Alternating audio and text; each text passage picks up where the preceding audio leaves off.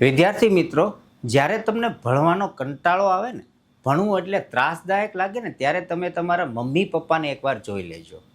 આખો દિવસ તમને એવું થતું હશે ને કે મમ્મી સતત ટોક કર્યા કરે છે કે ભાઈ તું ભણવા બેસ, વાંચવા બેસ, ભણવાની પ્રવૃત્તિ કોન્સ્ટન્ટ કર્યા જ રાખ.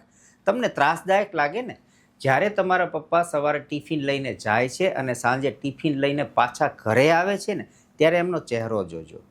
તમારા મમ્મી જે આખો દિવસ સતત ઘરકામ કરે છે, આ બંને તમારા સપનાઓ બનાવવા માટે, એટલે કે તમારું ભવિષ્ય બનાવવા માટે એમના વર્તમાન સપનાઓને જે રીતે દબાવી દે છે, ભૂલી જાય છે અને તમારા માટે જે ગધા વૈતરું કરે છે ને, એકવાર એમની સામે જોજો.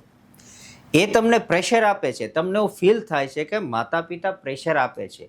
આ એમનું પ્રેશર નથી, આ એમની ચિંતા છે તમારું ભવિષ્ય બનાવવા માટેની. એ લોકોની ઈચ્છા છે કે તમારું ભવિષ્ય સુધરે, તમે ભવિષ્યમાં સુખી થાવ, સમૃદ્ધ થાવ, સફળ થાવ, એટલા માટે જ તમને ટોક કરે છે. એટલે જ્યારે હવે મમ્મી પપ્પા તમને ઘરે એવું કહે ને કે બેટા તું ભણવા બેસ, શાંતિથી ભણવાની પ્રવૃત્તિ કરજો, ઇતર પ્રવૃત્તિમાં ધ્યાન આપતા નહીં.